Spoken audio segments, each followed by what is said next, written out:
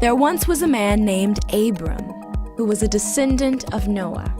God told him to move with his wife Sarai, an entire family away from where they lived. God made a promise. I will make you into a great nation and bless you, and all of the people on earth will be blessed through you. So Abram and his family left.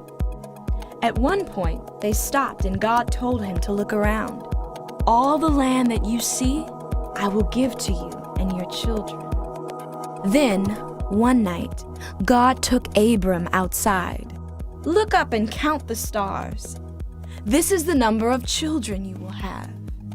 But Abram was already 75 years old, and Sarai was way too old to have children. So they decided that Sarai's servant Hagar should have Abram's child. Hagar became pregnant and gave birth to a son named Ishmael. Yet God told Abram again, "You will be the father of many nations."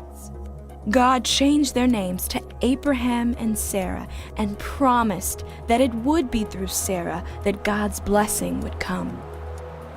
Exactly as God promised, Sarah became pregnant, giving birth to a son named Isaac. When Isaac was still a young boy, God told Abraham to take his son up on a mountain and sacrifice him. Abraham took Isaac, laid him on an altar, and took out his knife to kill him. But an angel stopped Abraham, and God provided a ram to sacrifice in place of Isaac. Years later, Abraham and Sarah died and left everything they owned to Isaac. Isaac married and had twin sons, Jacob and Esau. Esau was Isaac's favorite, and as the oldest, he was set to gain his father's inheritance. But Jacob wanted the inheritance, so he came up with a scheme to trick his father, who was now old and blind, into promising it to him. He dressed in Esau's clothes and put animal skin on his hands, because Esau's hands were very hairy. Confused, Isaac gave his blessing to Jacob and promised him the inheritance instead of Esau. This caused a huge fight, one that almost ended in murder before they went their own ways. Thankfully, they reunited, and God promised to bless Jacob's family. Jacob had 12 sons of his own, and like his father and grandfather before him, Jacob had a favorite son. Little did Jacob know that his favoritism would put his son, Joseph, in danger of being killed by his own brothers.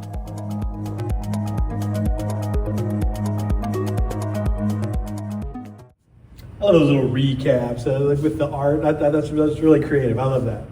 This is Joe Namath, former NFL quarterback. He played back in the 60s and 70s, mostly with the New York Jets. He is in the Pro Football Hall of Fame, which is honestly a little surprising when you look at his career numbers.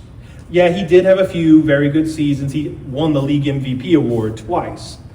But he also threw way more interceptions than touchdowns in his career, which is not normally a recipe. It doesn't normally indicate greatness in a quarterback when you do that. These days, it would probably indicate that my Indianapolis Colts would try to sign him. That's what it would indicate. But for Joe Namath, his reputation comes largely from one specific accomplishment. It was heading into Super Bowl III following the 1968 season. And Joe Namath's Jets were heavy underdogs against the Colts. They were the Baltimore Colts back then. No one gave the Jets a chance to win that game. I mean, they were heavy underdogs.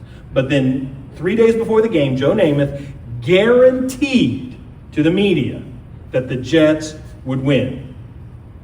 And a lot of people laughed at it.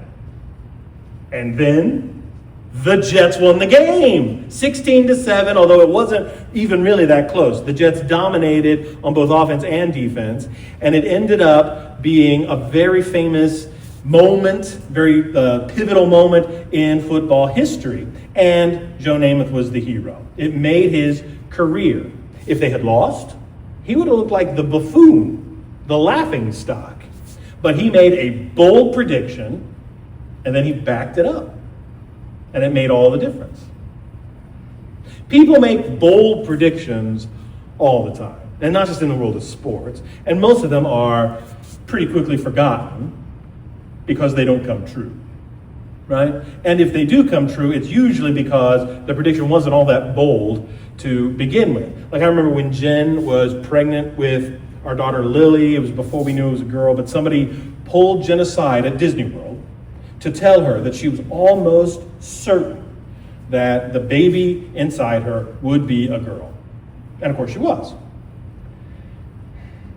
But I mean, she had like a 50-50 chance, right? You know what I'm saying? It's just not that impressive to me.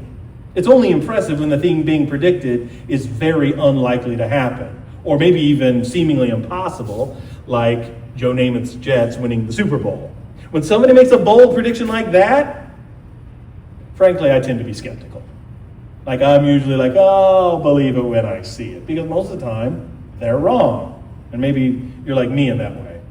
But does it change the equation for you when the one making the bold prediction is God? Because sometimes he says things that seem really unlikely to happen. Now, if you believe in God or you're a follower of Jesus, you absolutely should believe God in those situations, but a lot of people still struggle to do that. They're like, I'll believe it when I see it. But today we're going to focus on a man from the Bible whose defining characteristic was that he believed God. He trusted God, even when what God was telling him seemed really unlikely. And as the life of Abram/Abraham demonstrates, a bold prediction from God is always worth believing. So last week, we began our journey as a church through what we call the story. This is the one giant narrative found in the Bible. It is all connected and it all points to Jesus. In case you missed last week, I want to encourage you to go check out our YouTube channel, Ren Church FL. All previous messages are on there, and so I encourage you to go back and catch up on what you missed. That is always the case, but for this series, this is a 31-part series, it's going to be especially valuable for you to do that whenever you have to miss a Sunday. I also want to tell you about another resource that you can use that a lot of people find helpful to get the most out of this study. This is a hardcover copy of the story. Now, this is not a Bible, okay? But it does take a whole bunch of passages directly from the Bible that tell the story, the narrative, and arranges them in a way that's more like you're reading a novel or something. There are 31 chapters in here, and we are essentially going through one chapter a week on Sunday morning. A lot of people find it very helpful to read the chapter of the week along with what we're doing on Sunday mornings, either beforehand or afterhand. They find it helpful. So you can purchase one of these. We don't have these for you, but you can purchase these on Amazon. Follow that QR code if you want. They're about $10. I know some of you have found them cheaper at used bookstores. That's awesome. If you want to look for those, there are also versions of the story that are designed for older children as well as younger children, because in Ren Kids they are also following along in the story. So if you've got kids, they've covered the same story that we're going to cover today. You can talk about it and maybe go through this as a family. So if you're interested in picking up one of those books, we have more in the lobby if you want to take a look at it. Order those, and it'll help you get the most out of this. Last week, week 1, we talked about how God created everything, this whole universe, including people. And people he made in his own image. And after he created for a while, things were perfect. Everything was fulfilling the purpose for which God made it, but then the first people, Adam and Eve, disobeyed God.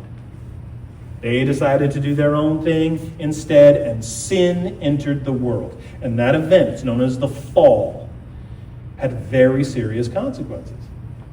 Not only was death now a part of the human experience, so is spiritual death, which is worse. It's separation from God. But even though sin spoiled God's perfect creation, God still loves people.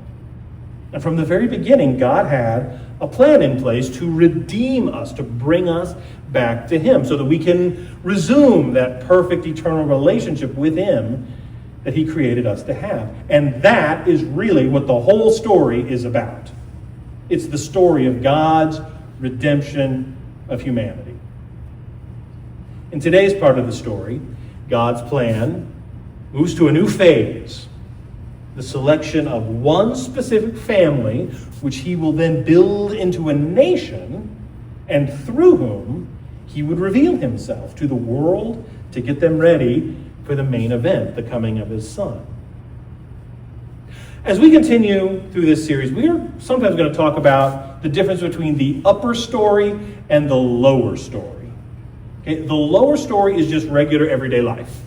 Okay, it's, you and me getting up in the morning, going to work, going to school, doing family stuff, paying taxes, doing laundry, fighting off a cold, taking your kid to dance practice. Sometimes it seems like that's most of my life.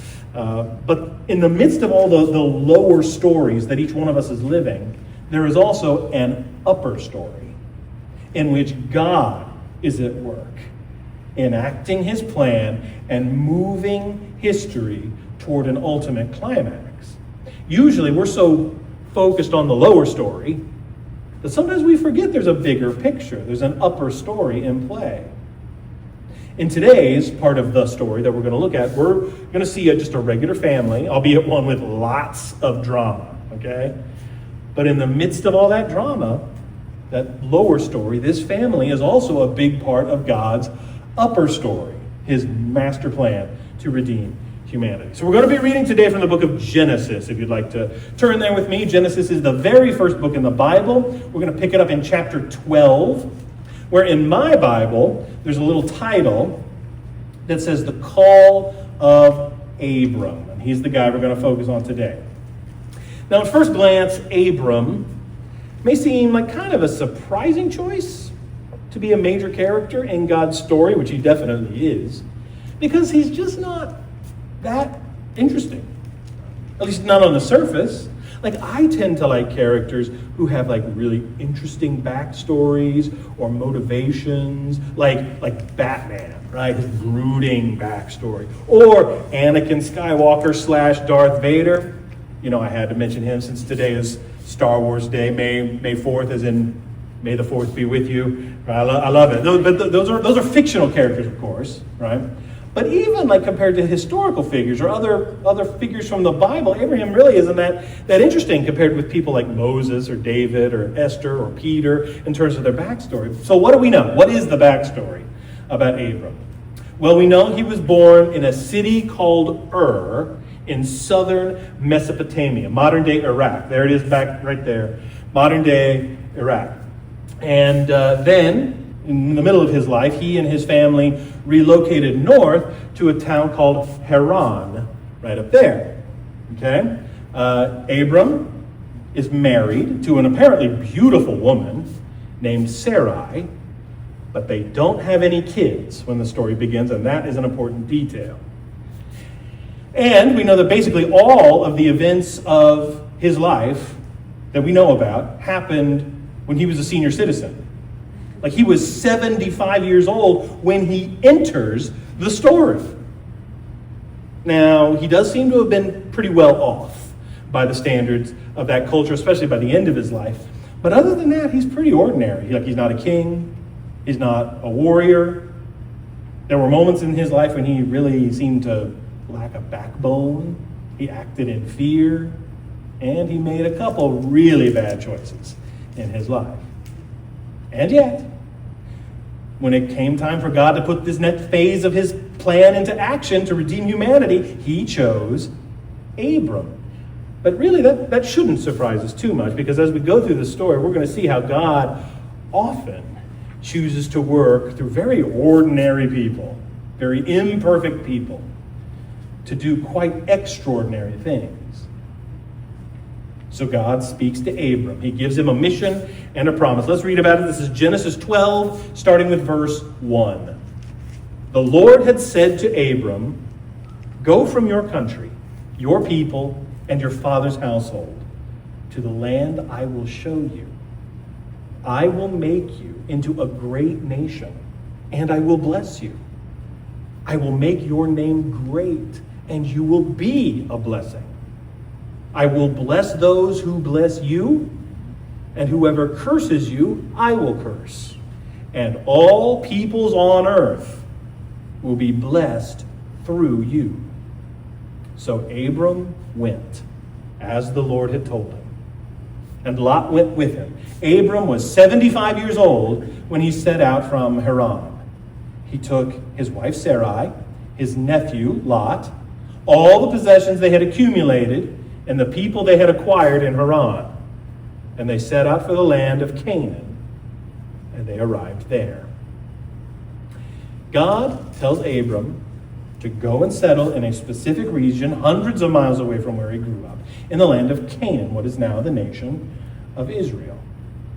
And he promised to bless Abram. God would make Abram's family into a great nation, and eventually every other family on earth would be blessed through Abram's family.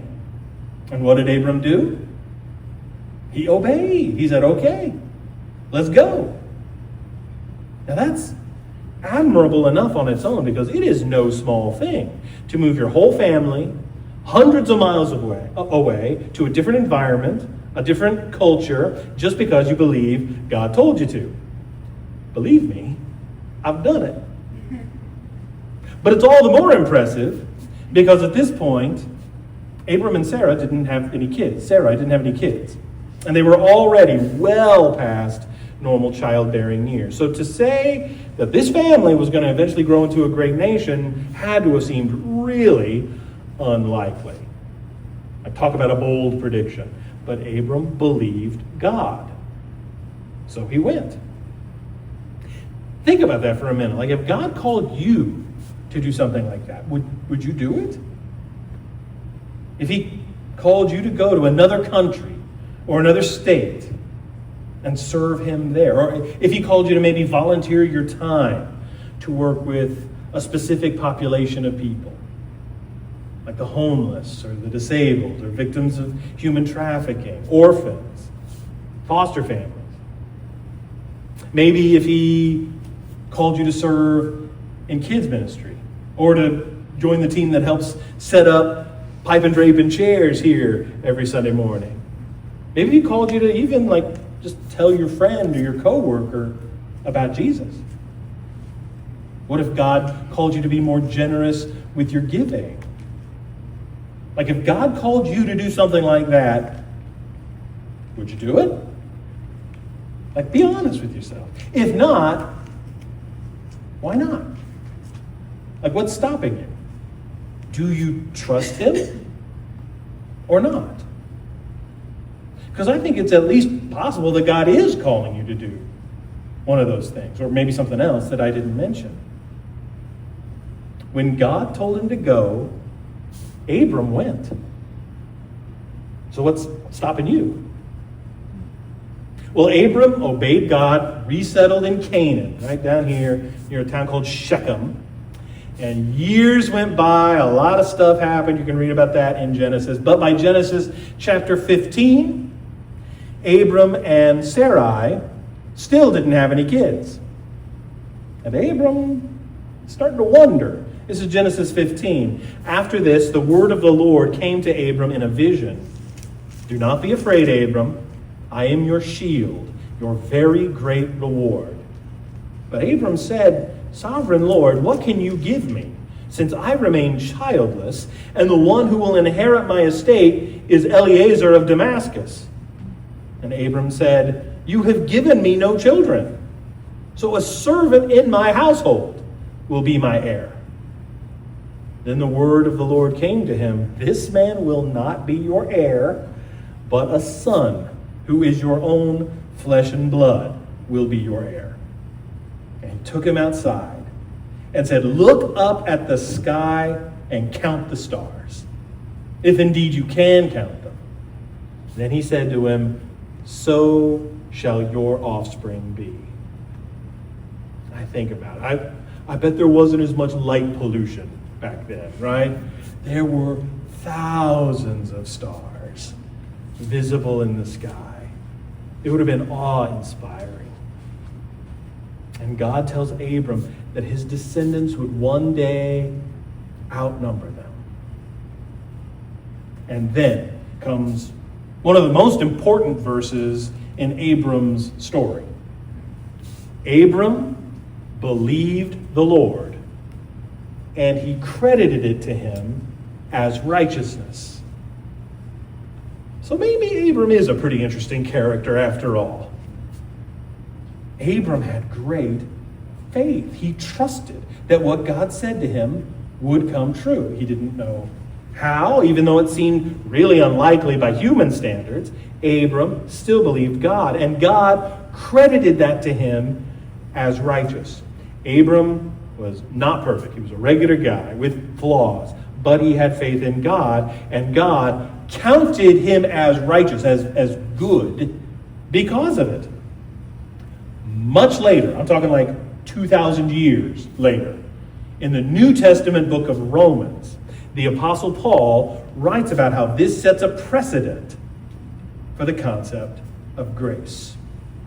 Just like how Abraham believed God and God counted it to him as righteousness, if we put our faith and trust in God through Jesus, he credits that to us as righteousness as well.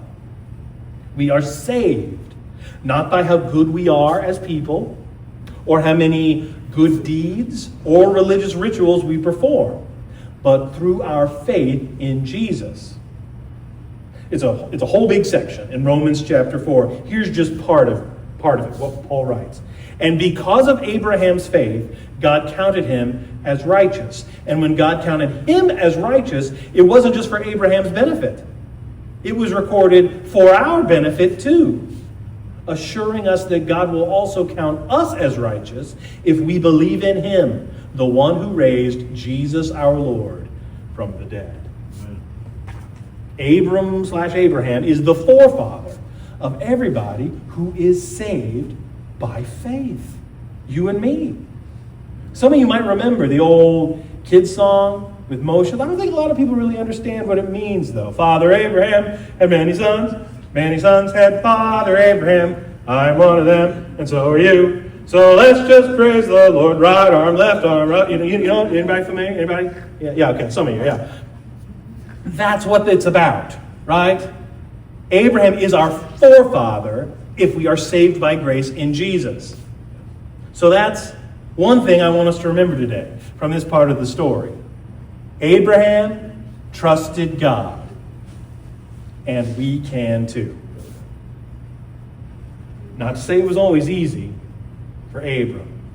Back in Genesis, the very next chapter, chapter 16, Abram and Sarai, they're not getting any younger, and they're getting a little impatient for this child of promise to come along. So they did what a lot of people do who are waiting on the Lord. They took matters into their own hands. Genesis chapter 16 talks about how Sarai told Abram to sleep with her servant, Hagar, and to try to conceive a child with her. And Abram, of course, is like, okay, right? Now, to be fair, this was not that uncommon back then, this sort of thing. And according to the customs of that culture, this child would have been Abram's legal heir. But just because this sort of thing went on back then does not mean it was ever a good idea. I mean, there are red flags like all over this part of the story. Now, it worked, sort of. As in, Hagar had a son. They named him Ishmael. But the relational dynamic between Abram and Sarai and Hagar and Ishmael was, let's just say, complicated. God would make clear to Abram that Ishmael was not the child of promise. It would be Sarai, or Sarah, who would give birth to that child. And this is actually when God changes their name from Abram and Sarai to Abraham and Sarah. They're very similar, but their meanings in Hebrew emphasize that they would be the ancestors of many descendants. And God makes a new covenant with him in Genesis 17. Abraham would indeed be the father of many nations. And finally, years after that, finally, Sarah gives birth to a son. She is 90 years old when this happens. Abraham is 100. Their son's name is Isaac, which means he laughs. And as unlikely as it seemed at times, this child of promise finally did come into the world. So the second thing I want us to notice today is that God always keeps his promises. It doesn't always happen in our preferred timing, but he always keeps his promises. Abraham's trust in God is rewarded. But when Isaac comes into the family, okay, the friction between Sarah and Hagar immediately gets worse. They end up having to send Hagar and 14-year-old Ishmael away. And while God does continue to protect Hagar and Ishmael, Ishmael's descendants will also become a great nation. The animosity between Isaac's family and Ishmael's family would continue. In fact, it still continues.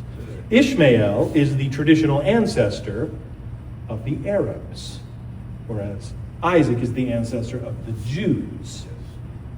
Ishmael is considered a prophet in the Muslim faith.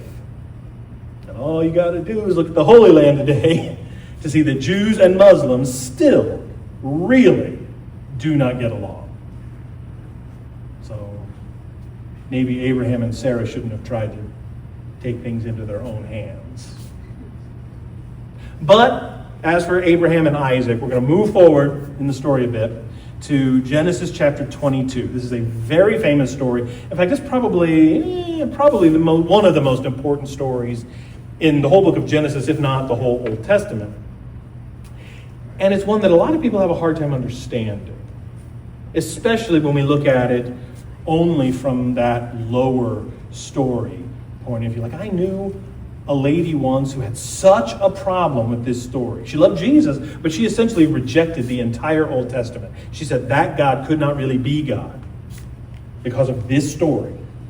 And I get it, because as a parent, I would have trouble doing what Abraham was asked to do in this story. But to understand this story, we need to remember there is also that upper story in play. Here's Genesis 22, starting with verse 1. Sometime later, God tested Abraham. He said to him, "Abraham." "Here I am," he replied. Then God said, "Take your son, your only son, whom you love, Isaac, and go to the region of Moriah. Sacrifice him there as a burnt offering on a mountain I will show you." Early the next morning, Abraham got up and loaded his donkey. He took with him 2 of his servants and his son Isaac. When he had cut enough wood for the burnt offering, he set out for the place God had told him about. On the 3rd day, Abraham looked up and saw the place in the distance. He said to his servants, "Stay here with the donkey while I and the boy go over there. We will worship, and then we will come back to you." Abraham took the wood for the burnt offering and placed it on his son Isaac, and he himself carried the fire and the knife. As the 2 of them went on together, Isaac spoke up and said to his father Abraham, "Father." "Yes, my son," Abraham replied. "The fire and wood are here," Isaac said, "but where is the lamb for the burnt offering?" Abraham answered, "God himself will provide the lamb for the burnt offering, my son." And the 2 of them went on together. Okay, this is pretty shocking. right? Especially then. Like there were other religious groups in that area who did sadly sometimes perform child sacrifices. But the Lord had never asked for that, never endorsed it. In fact, a little bit later when the law would come, they would explicitly and strongly forbid that practice. So, like the fact that he's telling Abraham to sacrifice Isaac is already pretty surprising. But considering the fact that it's Isaac, this is the child of promise, the one through whom God was supposed to build this great nation. I mean, this is a shocker. God was telling Abraham to sacrifice Isaac on a specific mountain in a specific region that he was going to show him. Like, what in the world is going on here? And as much as I would have trouble with this, as much as I don't know what I would do if I was in this situation for Abraham, he did not seem to have a big crisis of faith. I'm not saying it was easy for him. Like his faith was tested. But like notice what he says in verse 5. He says, we will worship. That's the first time in the Bible that word worship appears. We will worship, and then we will come back to you. He fully expected that Isaac would be joining him on the return trip.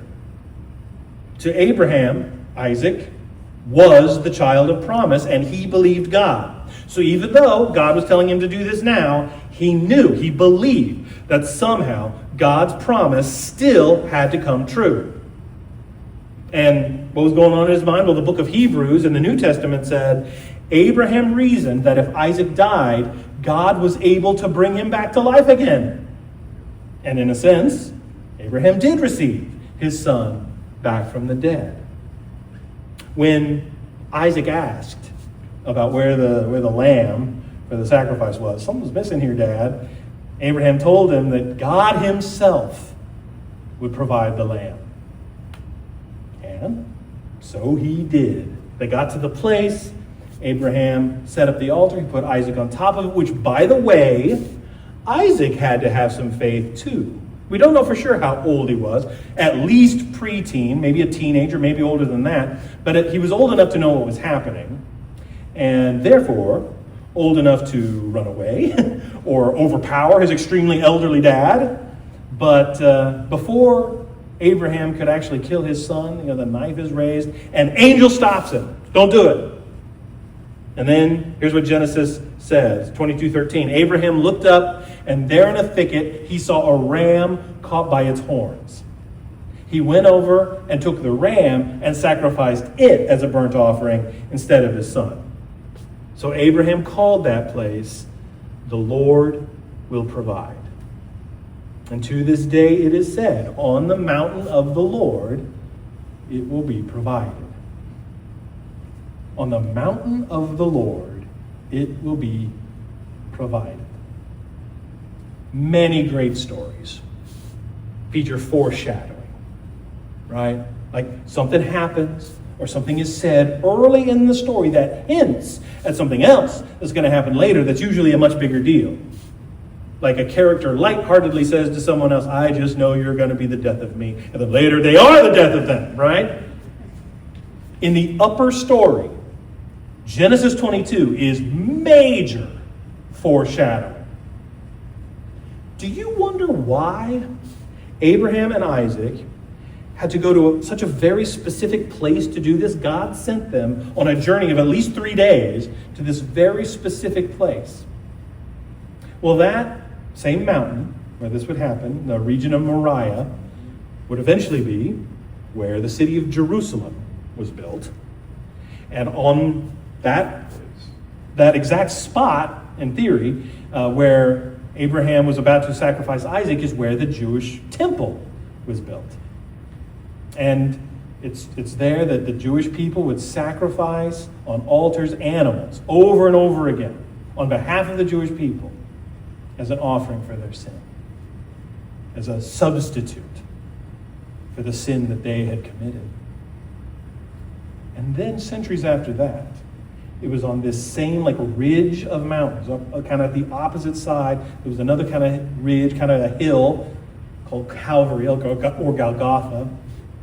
And that's where God's perfect Lamb of God, God's only Son, Jesus, would die on the cross as the ultimate sin offering for all people. God did indeed provide the Lamb on the mountain of the Lord. And he took our place. He paid the price that we owed. And God did that by giving up his own Son. That is the true meaning. That is the fulfillment of the story of Abraham and Isaac. God is foreshadowing that moment.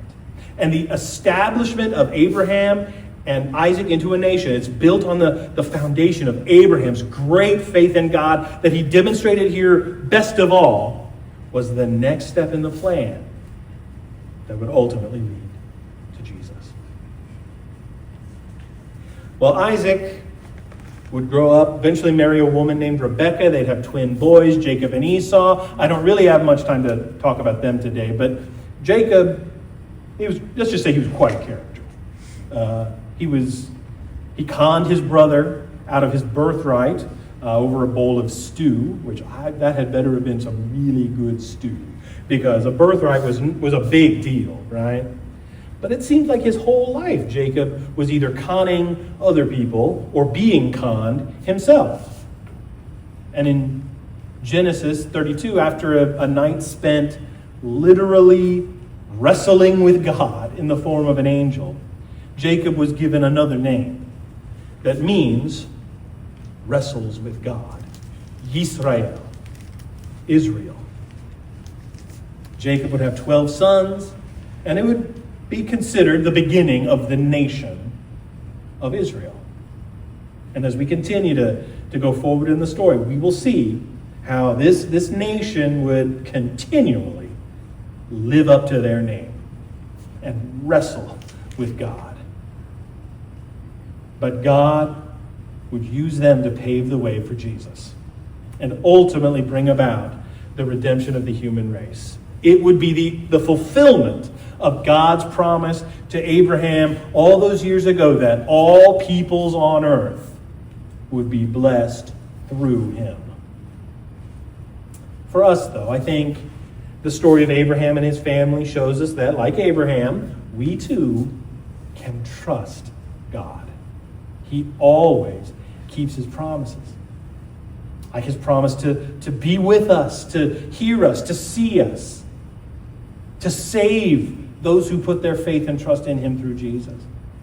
And his promise that he will one day return and defeat evil once and for all to restore his kingdom fully.